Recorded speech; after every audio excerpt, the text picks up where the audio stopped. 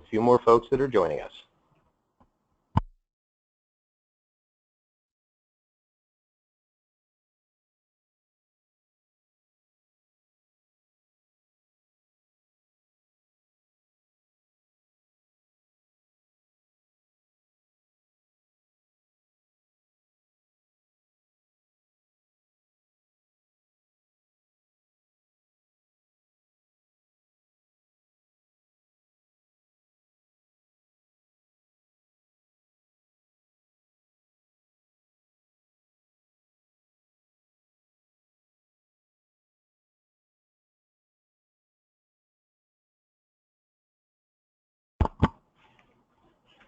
Good afternoon.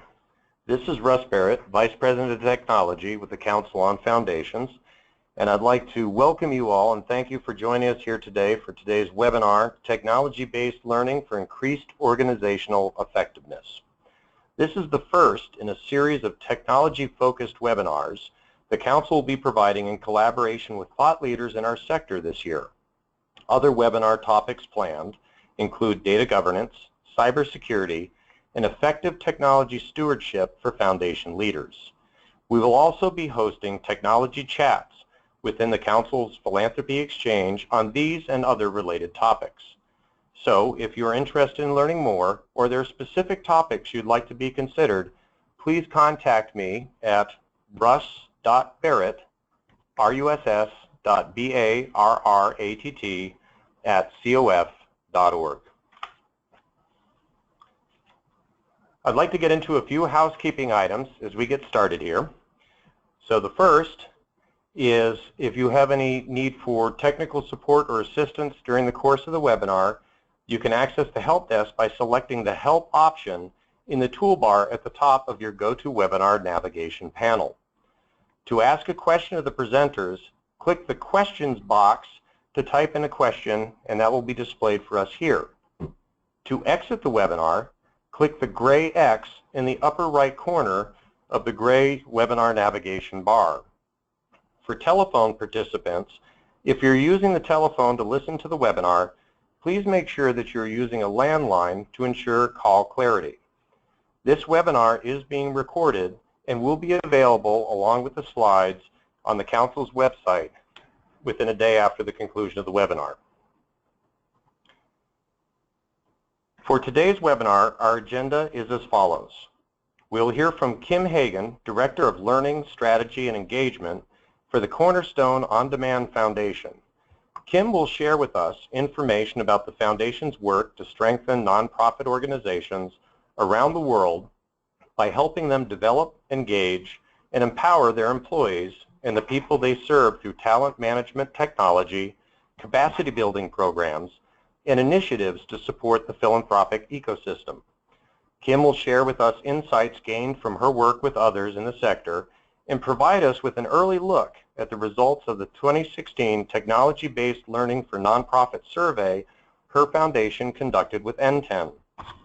Next, we'll hear from Karan Harden, the Council's Director of Professional Development. Karan will share insights from her work to expand the Council's blended learning programs with a particular focus on a new learning management system we'll be deploying in the coming months, and how you might benefit from our experiences and lessons learned.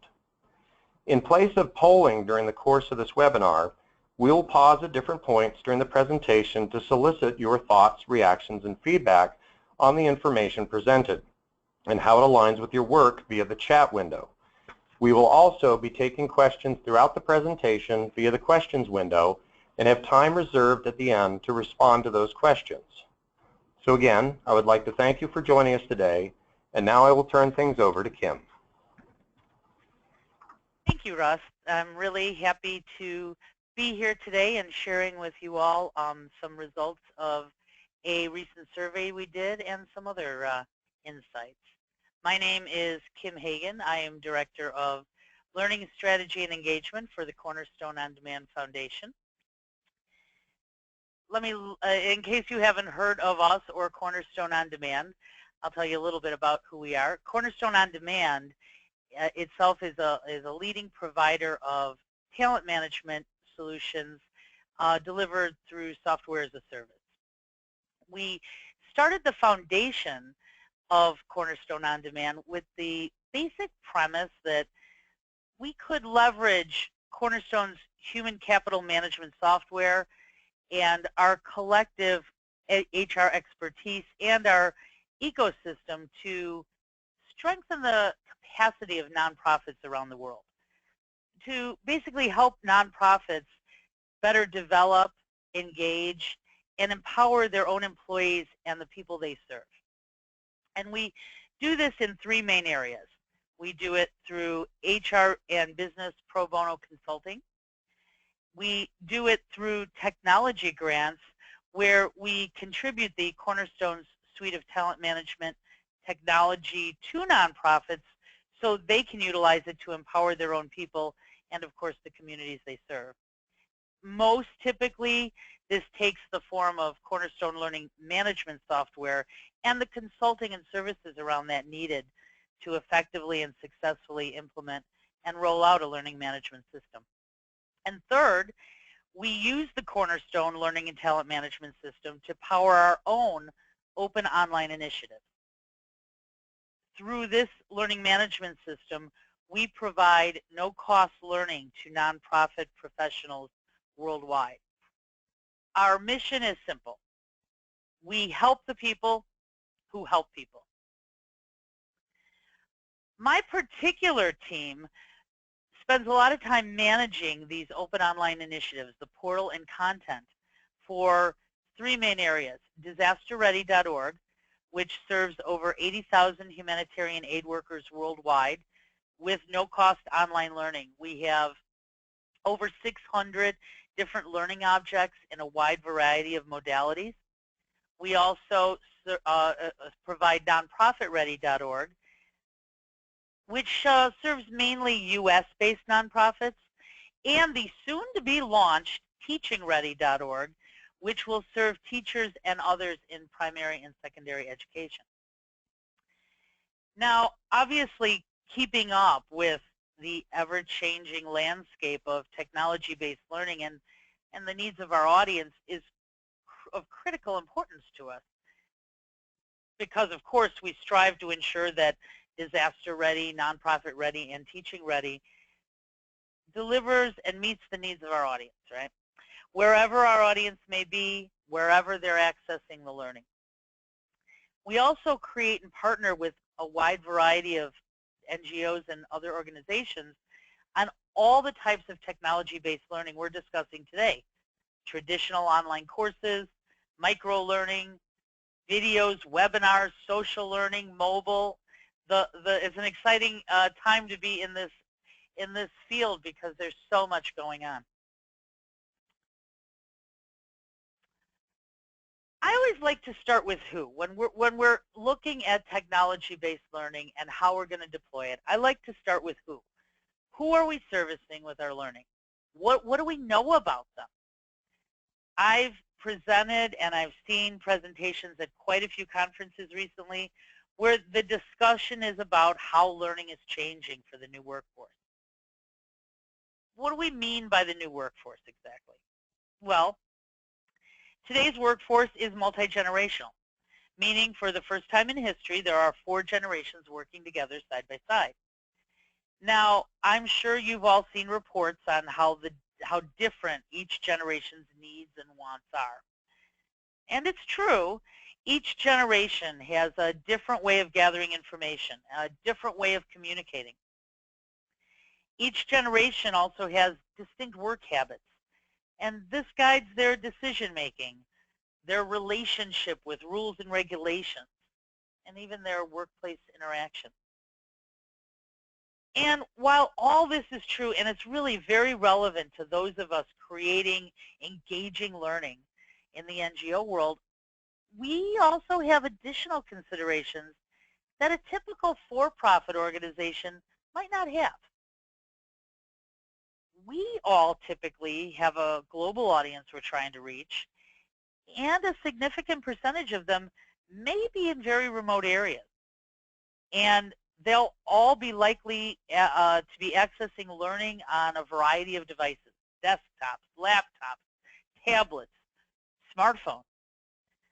in many cases, they may not all have great connectivity to the internet or even sometimes to electricity. So all of these things will impact what and how we deliver technology-based learning. Oh, and of course, we also want it to all be very engaging and very effective. So we know it can seem overwhelming to design for all these variables. So what I'm here today to do is to share with you some results of some very recent data we've collected on this very topic, and along the way share some examples of how we plan to use the results of this data to help nonprofits around the world achieve success in technology-based learning, even within the most challenging of circumstances. The survey we're going to talk about was to assess the state of technology-based learning in the nonprofit sector. And although much is written about the use of technology-based learning in general, really what we found was very little was known about how nonprofit organizations use various forms of online learning to educate their employees, their volunteers, even their board members, and of course their beneficiaries. We partnered with the Nonprofit Technology Network, N10, to design a survey to explore these issues. We promoted it to their membership of 30,000 plus nonprofit professionals. And we also invited members of Inside NGO and the Council on Foundations to promote the survey to their member organizations. So today we are here to share those results with you. So first of all, who responded to the survey? Well, we had 441 organizations respond, and based on role here, you can see that most respondents were at the executive director, program, administrative HR levels, and the primary issue areas seem to be societal benefit, human services, education, and health sectors. So this is who answered the survey. Over 85% responded that they had delivered some form of in-person training in the past 12 months. I don't think there's any surprise there. That is really consistent with what we hear as we work with NGOs worldwide. We also asked how familiar the group was with the term technology-based learning. And you can see here, most respondents were familiar with, or at least somewhat familiar with the term. Those who weren't, most likely it's just because we all use different terminology to describe this type of modality, right? Some people think of it as e-learning, online learning. There's all kinds of different ways to describe this. So I think most people have heard some of those terms or one of those terms. For the purposes of the survey, we asked the question and then we defined the term for the survey. And we defined the term as structured opportunities to learn via all electronic technology. And that would include internet, intranet, even video, internet conferencing, webcasts, webinars, e-learning, and any type of computer-based instruction. So for the purposes of the rest of the survey, that's how we asked them to define it. Now, based on that definition, then we asked what percentage of organizations had delivered or offered some form of technology-based learning in the past 12 months. And you can see here that over 70% responded that they had. This was interesting. This result is really very similar to survey results I've seen from the overall learning and development industry. In fact, trainingindustry.com issued a benchmark report just about 2 weeks ago that showed that nearly 70% of all training offered was technology-based, with the remaining being instructor-led face-to-face. So here, it wasn't exactly the same question that we asked in our survey, but here we can see over 80% of organizations we surveyed are providing instructor-led face-to-face training, with 70% in addition providing technology-based learning. And the data doesn't differ that much from survey to survey. But what we do see in this is that these numbers, whatever sector you're surveying, are really climbing year after year. It really wasn't that long ago that face-to-face training was by far the most often utilized method, and we're gradually seeing those statistics kind of reversed. All right, here was another question we asked, and here we're going to ask you guys to guess. We're not going to ask you this question for your own organization today, but I'm going to ask you to guess what our survey results were. We asked these 441 different organizations, what type of technology-based learning has your organization most often provided, right? So I want you to chat in the window at the lower right what you think the top answer was from these 6 possible answers. E-learning courses, video, webinars, micro-learning, mobile, or a hybrid of face-to-face and technology-based learning. Just chat what you think was the top answer. And I'll ask Russ or Storm to let me know what it looks like you guys collectively think.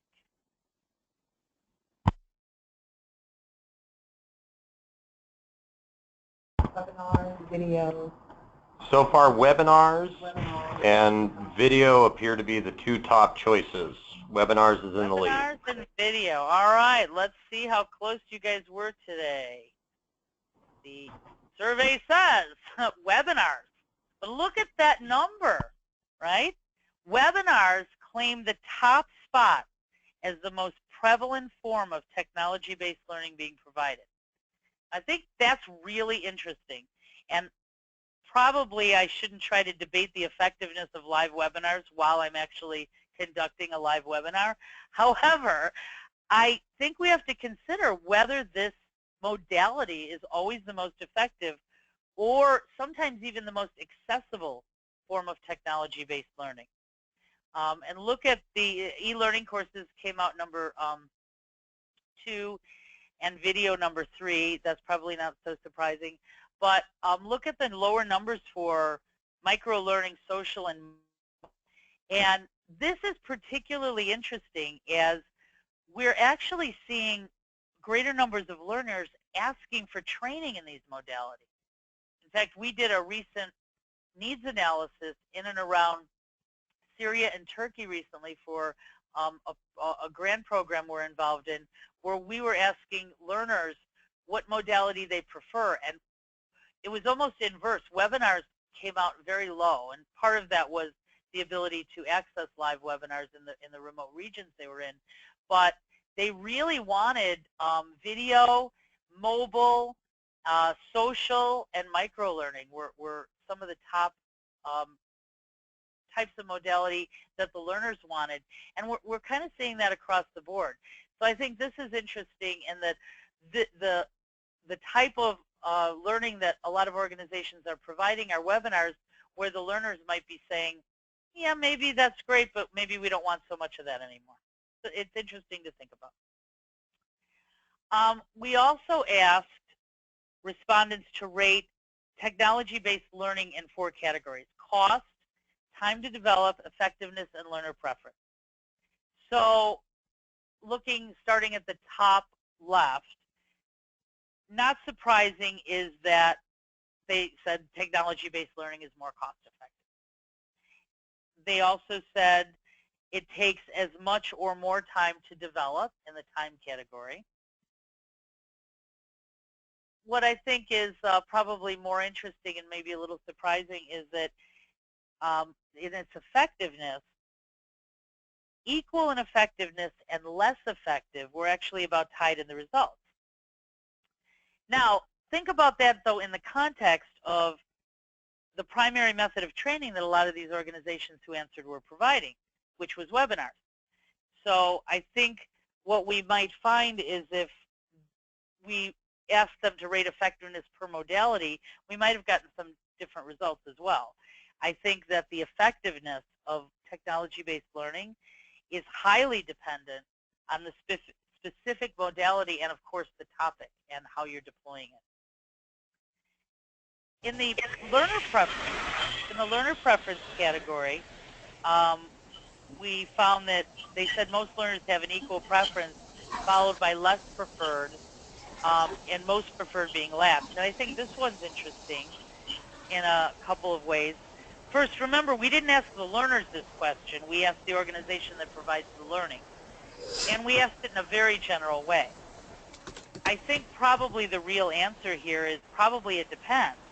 It really depends on the topic, the generation, the location, the urgency of the need of the learner.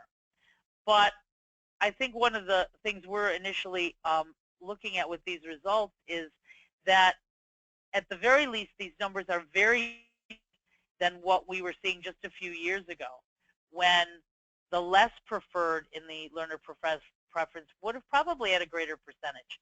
So again, we're seeing this shift and the trend moving to where technology-based learning is becoming more of the norm than the outlier. All right, we're going to ask you to guess again. So we also asked these organizations what is or could be the greatest benefit of technology-based learning for their organization. So once again, chat your answer. One of these 5, which one got the top spot? That the learners prefer it, that it's more cost-effective, reach more people, easier to schedule, or more engaging. What do you think took the top spot? Cost-effective is already sitting there. Okay, so we're monitoring responses here. And cost-effective looks to be the winner. Cost-effective is the winner. Let's see if you guys guessed this one right again. No. Interesting. Cost-effective is up there, but look at what hits the top spot. Reach more people. This is really consistent with the conversations my team has on a daily basis with a wide variety of NGOs. Many, many of these NGOs have been deploying very successful face-to-face training for years. But they just aren't reaching the numbers of people they need, and they really want to effectively use technology-based training to drastically increase their reach. And we have many examples of that within the foundation, within our technology grant programs, our impact grant programs, and even within the open online initiatives where we're distributing technology-based training to a wider audience through those initiatives. We're seeing people increase their reach, and they're seeing significant results from that. And it is more cost-effective, especially when combined with the ability to reach more people. That's kind of the catch-22, right? If you're doing everything face-to-face, even if you want to reach more people, it becomes very expensive. And this is a much more scalable way to do it that can be as or even sometimes more effective.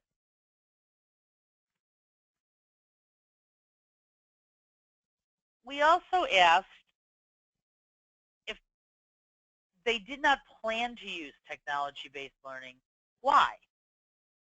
So while our data shows that most organizations are using some form of technology-based learning and believe there's benefits, so the people that aren't, why not? And this is what they said. They indicate really is a fairly balanced set of reasons. Every time I look at this slide, it reminds me of Trivial Pursuit, where we have the pie charts.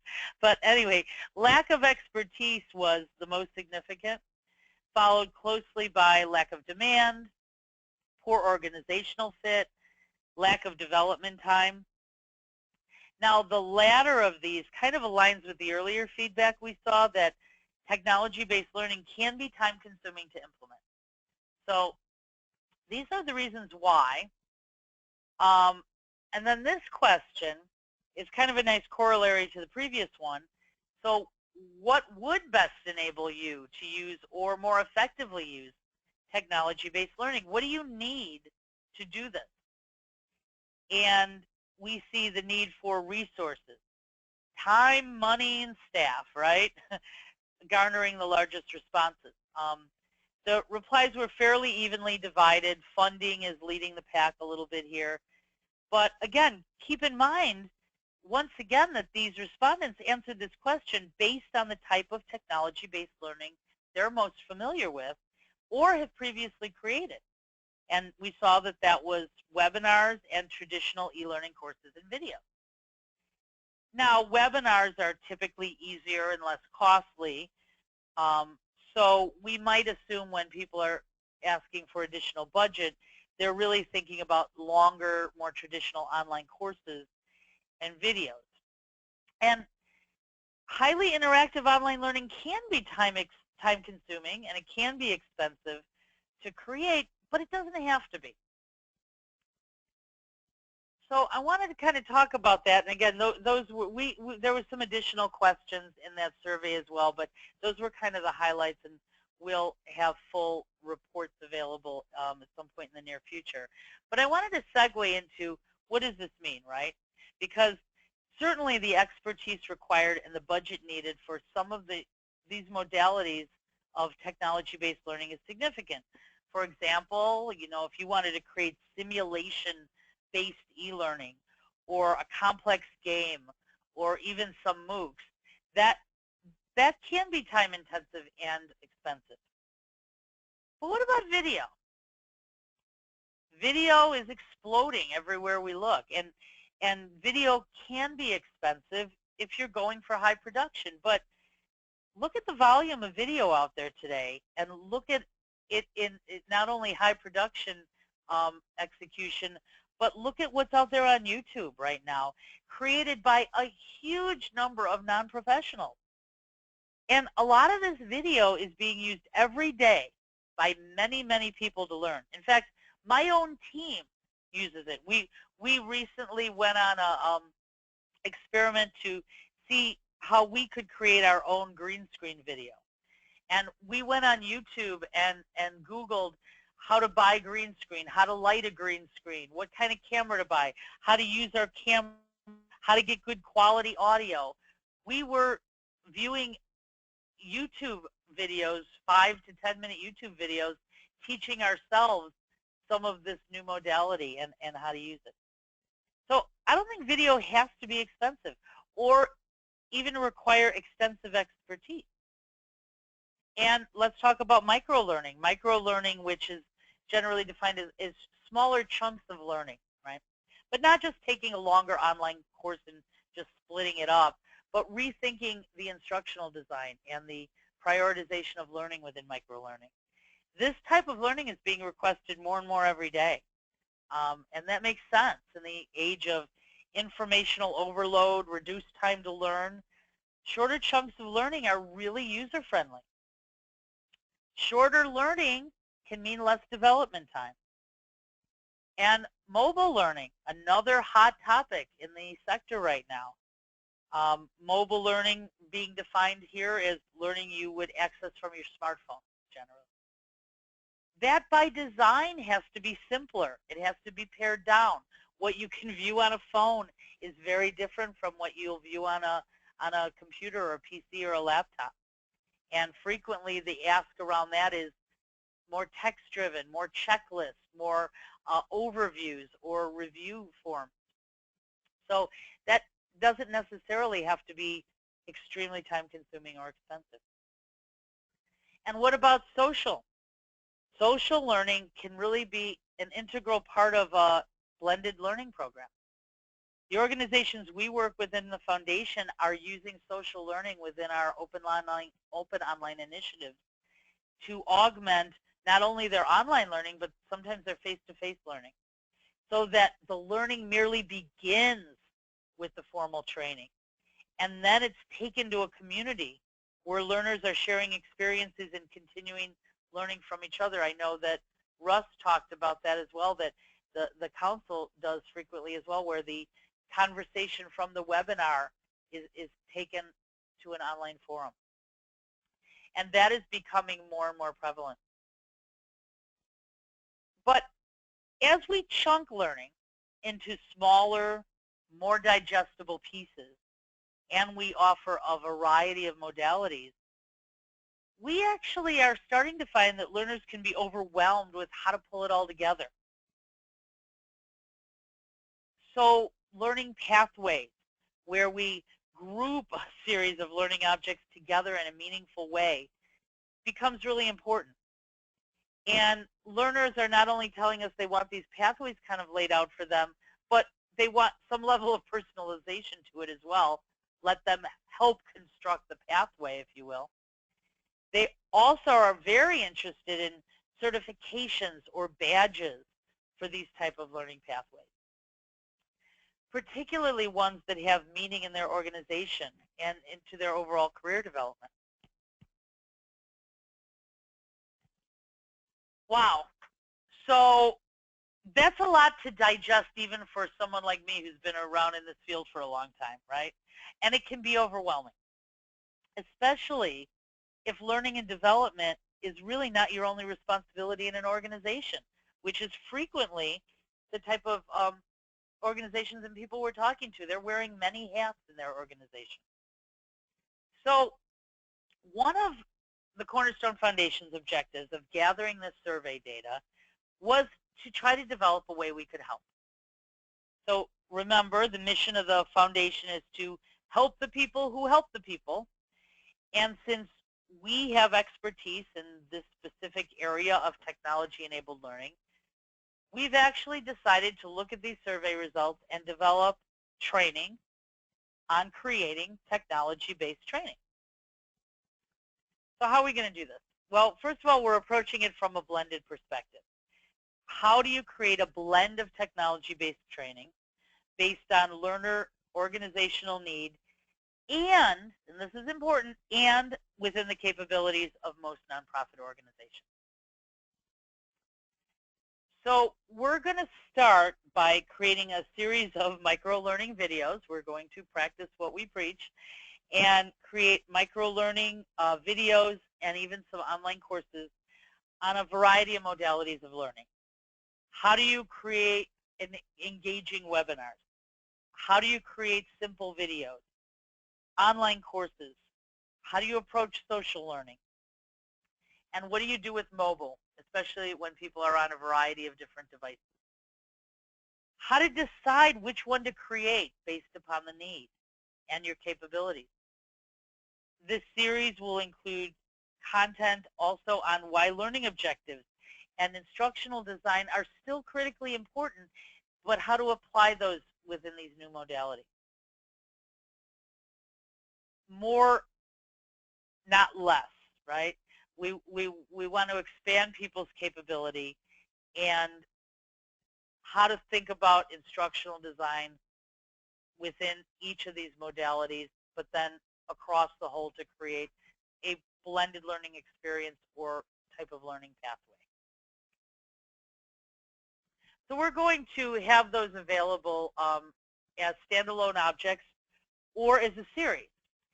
And then based upon feedback we've gotten from a lot of different NGOs, we're going to augment that into a type of certification program. So additional virtual live training, project-based assignment to attain a certification, a true blended learning certification program. Our goal here is to enable nonprofits to create at least some portion of their technology-based learning or enable them to effectively select and manage those type of projects for those who might be creating it for them. We particularly want to help them scale and reach wider audiences because that's what we're hearing over and over again and what our survey results showed. Right now, the plan is to create 3 different certification programs: a basics for new designers of technology-based learning, an advanced certification for taking that to the next level of learning, and a strategist for those who might have to plan and resource the learning, but don't actually create the learning. This whole program is currently in its infancy. It's in development, and we're planning on starting to release it over late Q3, Q4 of this year. Additionally, we're going to be really looking at the results of this survey in a number of different ways to apply it across our open online initiatives and the other programs that the foundation is sponsoring and deploying, because we think there's some really valuable information and results within here. So I'm going to stop there for a minute. We're going to take just a few minutes of questions or comments and turn over to Karan and then take more questions at the end. So Russ, do we have any immediate questions that we can answer at the moment? Well, first off, I want to say thank you, Kim. We have a couple. So first question is, for an organization that's interested in getting started in technology-based learning but really hasn't delved into this, what's a good starting point for them? So I always advise people to not try to, boil the ocean, if you will, right? You want to start small. First of all, the topic's important, what you're going to actually deliver technology-based training on. And so I would spend some time very carefully selecting the topic and not trying to create a very complex 5-hour online course. Start with a short video or a short online course, a micro-learning object. Or if you haven't, even a webinar, right? If you've done webinars before, I would suggest you go into some of the other modalities. But webinars can be an easy way to kind of get your feet wet into this as well. But start small. Okay. Next question. A few folks had requested, what is the definition of an MOOC? Oh, that's a really interesting question. We could probably talk for the next hour on that. So it stands for massive online course, right? It's something that's very prominent in the, they refer to it as a MOOC, right? Massive Open Online Course is exactly what it stands for. They've been used in higher ed for a number of years now, and it's kind of where a large group of people will come in and participate in a very collaborative way in this massive online course. And it can have thousands and thousands of people engaged, and a really good one has a lot of people interacting and instructors and all types of modality contained within it. The results on it are a little bit all over the place right now. There tend to be not a lot of completions of things like this, but the experience has been very interesting, and it's really caused kind of a big evolution in the higher ed world, especially as they move to more online modalities. What I've heard recently, too, is that people are using the term MOOC to describe all different types of technology-based learning. So where that term started from and where it's evolving into is probably changing. So nowadays you may hear the term used for all varieties of types of online learning, but the origination of it was in higher ed for that purpose. Okay, next question. When will the training certification programs be available, and where will they be accessed? So we're planning on having the learning part, the micro-learning, the videos, the mini online courses, if you will, available in Q3. The certification probably more toward the end of the year. That'll be a little bit more involved. It'll be housed within our open online initiatives, disasterready.org, nonprofitready.org, and teachingready.org. And those, again, are free open online initiatives. So if those of you aren't participants or members of that, you can sign up or register anytime by going to any of those websites. But that is where they will be communicated and housed, at least initially, unless Russ invites me back to talk about it. There you go. So what I'm going to do, we have several more questions, but what I'd like to do is have us hear from Karan next, and then we will circle back to answer the rest of the questions. And I just want to let everybody know, if we don't get to answer the question now, we will be following up with everybody to ensure that all the information is provided. So thank you again, Kim, and we'll connect with you again here before we wrap. And now I'm going to turn things over to Karan. Thank you, Russ, and thank you, Kim, for your insightful presentation. As mentioned, my name is Karan Harden, and I currently serve as Director of Professional Development here at the Council. And within my portfolio of work, my team and I are responsible for the delivery and execution of a number of learning and training programs Those include our learning sessions at our annual conference, regional programming and events that we have, as well as our virtual learning opportunities, which is what I'm going to talk to you about today. So I'm eager to speak with regards to the Council and the amazing things that we have coming forth. So why this approach to learning?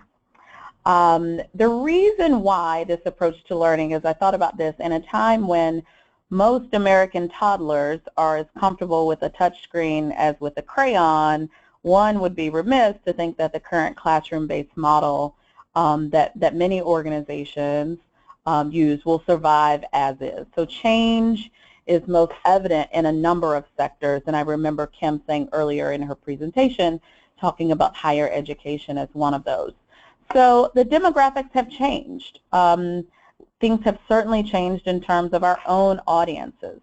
So we would all have to acknowledge that we have a multi-generational workforce, and with that comes intricacies that we must address in terms of how we deliver on our learning and training within the organization. So web-based education technology has seen, I would say, both promising and lackluster results in terms of its adoption and completing of courses. And so you see that a lot across a number of sectors. And what the data shows us is that most organizations, and Kim mentioned this earlier as well, are offering or providing some form of technology-based learning. So this impacts the work we do at the Council. So what we're trying to do is respond to the trend and where we see learning moving and evolving, and being responsive to that as an organization to our own members. So the internet-based platforms, which we'll talk about specifically, have really empowered us to replace, and sometimes, or remotely facilitate many historical interactive processes. So if you think about shopping, banking, even dating, learning has become the same way. And there are several reasons why. So one of the reasons why, and I'll go through this quickly, particularly for the Council, was just looking at the affordability. And we wanted to design a program and platform where our members would be able to gain access to learning platforms that may be a little less, made more inexpensive for the end users, basically. It's convenient, again, allowing us to broaden our reach and to really allow our members to interact with our programming, interact with the learning opportunities that we may provide to them. It's highly accessible, so we can attract and retain a very diverse mix. And it gives us the opportunity to customize. And so that's the one thing that we've really found that we've enjoyed is our online portal, and building this out is really going to afford us the greater opportunity to choose, and for our members to choose when, where, what, and how much they want to learn. And so the learners really are in control.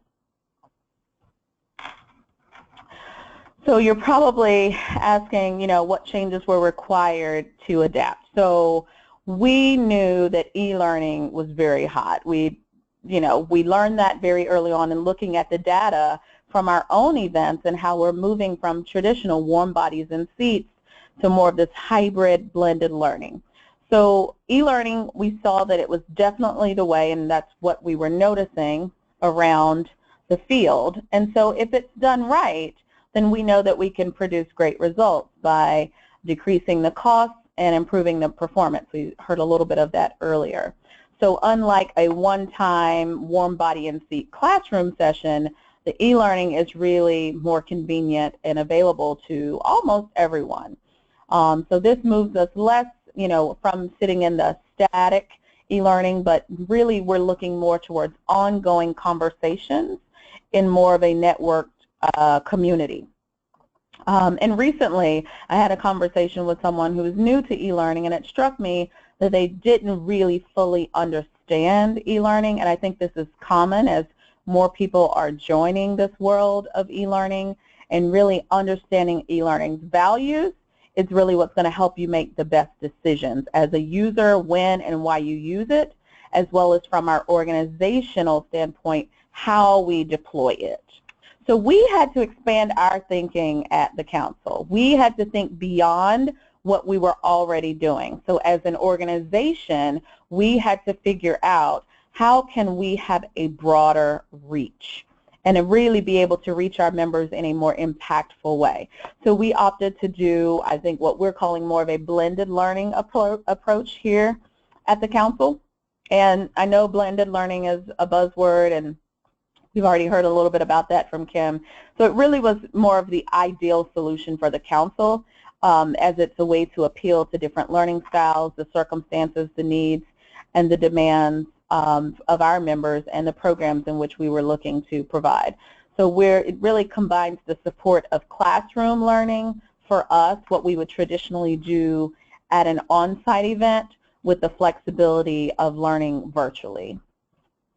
And so all of this, as we're having these conversations, is really what led to this idea of our own adoption of an LMS. And so we had a lot of conversations at the council internally and with stakeholders about what that LMS would look like for us and how our members would be able to best utilize it. And so we decided to go forward with adopting and implementing an LMS here at the organization. So we anticipate the LMS will make our jobs more effective. How we really envision this supporting the work of us is giving us that larger footprint, as I mentioned earlier, be able to expand our reach. We have a number of programs, which will just allude to now and mention in just a moment, that were very traditional, in-person, warm body in seats. And so the goal was to look internally at how we could expand those programs and have a broader reach and how we could really impact our audience more. And so we decided again that we were going to go forward with the LMS. We got together a small internal working group of key stakeholders to really drive the process, and it's been very, very telling. Generally, the LMS evaluation and the selection process, what we've identified as having 5 major steps. And we went through all of these as an organization, and I'll just highlight them for the conversation here today.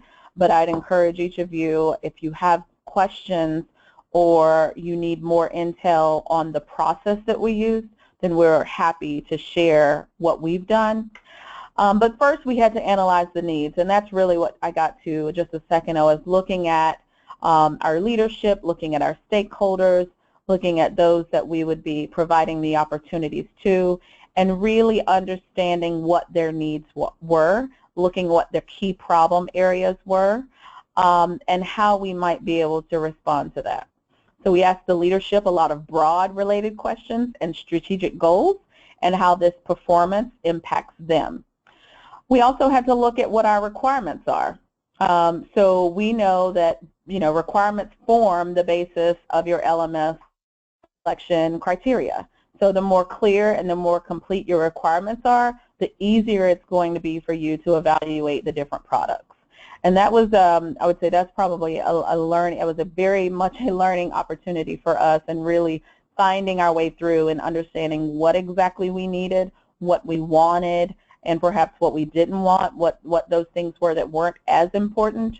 And so that was a very organic step for us, was really nailing down what our own requirements and functional things that we wanted to see in our own LMS. And I will say there's a functional component of it with requirements, and there's also a very technical component of it.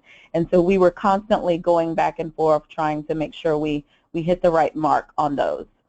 The third thing I'd say is just vetting the different products. There are hundreds of LMS products in the marketplace. And so your challenge is probably going to be narrowing your choices to a short list.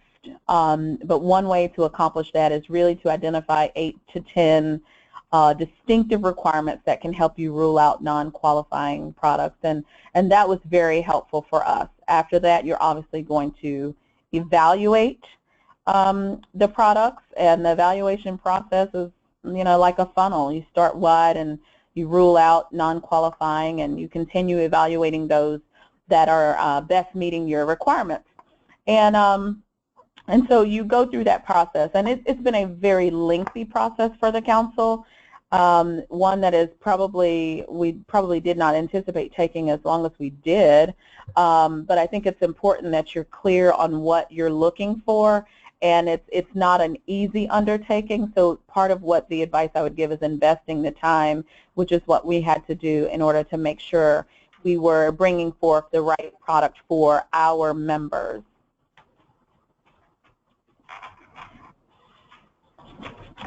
So how do we plan to use the LMS? We have a number of professional development programs that we currently do in a very traditional face-to-face modality. And some of those mentioned here, like our CCFE, which is our Center for Community Foundation Excellence, this affiliates course. So our goal is we're transitioning what was once this traditional face-to-face into this blended learning approach that will live on the council's LMS. So this opportunity will be one of the first products, I would say, that certainly our audience will see is this affiliates course. It's really this micro-learning course that we mentioned, which Kim mentioned earlier. So we'll also be doing other online courses around existing products, but then new online courses as well. And I have here mentioning the Foundation Management and Leadership, which is similar to the certification that Kim mentioned earlier that they were doing. This is very similar to what we're looking to identify, as well as we're going to be utilizing this internally. So for council staff, we envision that we'll have a number of learning opportunities for staff as they onboarding, bringing them up to speed and making them familiar with the space and philanthropy. And so we're developing a Learn Philanthropy or some 101 type course for the staff as well. How can you use the tools? We really want to make sure that our audience is informed. We obviously had to make sure that we're designing this LMS in a way that's cost effective, that there is the ROI, so we are getting the return on the investment. We know that the training will be better aligned. We know that the organizational-wide goals will help the leaders to exceed and meet whatever identified targets they may have through these learning opportunities. It will give us a very customized approach to our reporting, so we can know what people are utilizing, what they're taking advantage of. We can certainly reach our audience better. All these things that will really help us further the work that we're trying to do, the mission of the organization.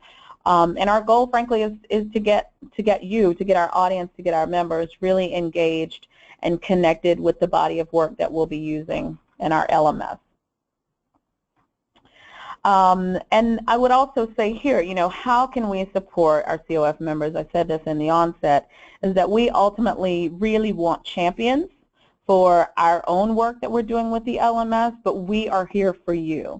And so if there are questions or if you see yourself going through the similar process and you'd like somewhat of a model or some intel on how we found our way through this, then that's what we're here for. Ultimately, we want to make sure we share those best practices with you, bridging the gap, so any way that we can provide that information and help you as best we can and connect you with others, that's what we want to do. So thank you, Karan. So now we have several questions have come in. This next one here, Kim, this one, have you seen online modalities used as the foundation level of training on which to base in-person or more complex types of training? Yes, absolutely. I'm kind of one of those people who think that there's very little that can't be effectively done online taken from the classroom. I think that you have to be creative about it, and you have to really think about the type of modality you're using and how you're approaching it from an instructional design perspective. But I've actually worked with a lot of different organizations where they've handed me a very complex, interactive, face-to-face training and said, here, you can't do this online, can you? And And actually you can in most cases. So it's certainly possible. Certain things are more difficult. Certain topics lend to the modality better and more effectively. But I would take it, I challenge any of you, look at it and decide what it really is about that face-to-face training that is important. And what is your learning objective? And you can often create some type of technology-based modality out of that. Great. What resources do you recommend for beginners to review for tips on best practices for starting out with technology-based learning? Oh, there's so much out there now. You know, there's different forums, and we have forums going on in Disaster Ready and Nonprofit Ready on this. There's places like the eLearning Guild and eLearning Brothers, I think, is one, and there's Maisie's Consortium and Josh Burson and Brandon Hall, and there's a lot of different things just out there that you can utilize just through web searches, right, and blogs and postings and things like that. Some of the conferences around too, if you look at the training conferences that are out there, a lot of times they'll have pre-conference or post-conference workshops that are targeted to those new to the sector, and those can be really valuable as well too. So, and of course, you know, that's our goal with the program we're going to put out there this year, is those new to this to have resources to, you know, get into this and do it effectively right off the bat. So, yeah, and Ross, you know, I can share some of the resources and links with you to distribute later that we've been collecting for ourselves as well. I'd be happy to share this. That would be great. That would be great. What is the ideal length for an online course? Well, that is a really interesting question, and I get that a lot. And the answer is it depends. I'm sorry to say there's no set answer. Sometimes a 5-minute course is too long, and sometimes a 4-hour course isn't long enough, right? I think it really comes down to going back to basic instructional design, right? What do you want to achieve by this course or whatever it is you're creating, and staying aligned with that, and really trying to determine, rather than just, you know, taking a bunch of material and throwing it online. That's the worst way to approach it, and then just making it as long as the material dictates it should be. That's not how to approach it, right? And so it should be, the good answer is as long as needed to accomplish your objective. But that's the key part, right? What is your objective?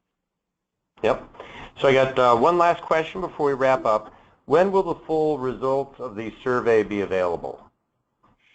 So the full report's going to be available, I think, later this summer, and we will be distributing it as soon as the organizations we're working with have the full report available, and then you can communicate that to your members as well. But we'll be distributing in a wide variety of places, but it's looking like sometime later this summer the full report will be available. Excellent. Well, I'd like to thank you, Kim, and thank you, Karan, for the information that you shared, and I'd like to thank everybody who here has joined us. We do have both this webinar has been recorded as well as the other webinars that we've provided, and they are available from the Council's website. You'll see the URL there on the screens. So it's cof.org/webinars or webinar archive. Also, I'd like to encourage folks to continue the conversation. Remember that we do have the Philanthropy Exchange available, where you can connect with others in the field, seek to give, or provide advice with the network of your peers on a wide range of topics. Right now, we have conversations going on around technology, finance and administration, legal and policy, communications, and much more. So again, I would like to thank everybody for joining us here for Technology-Based Learning for Increased Organizational Effectiveness.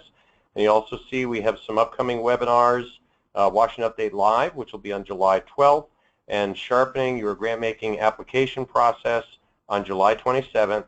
and also look for some additional technology webinars that will be coming out over the coming months. Again, thank you, and I hope you have a good afternoon.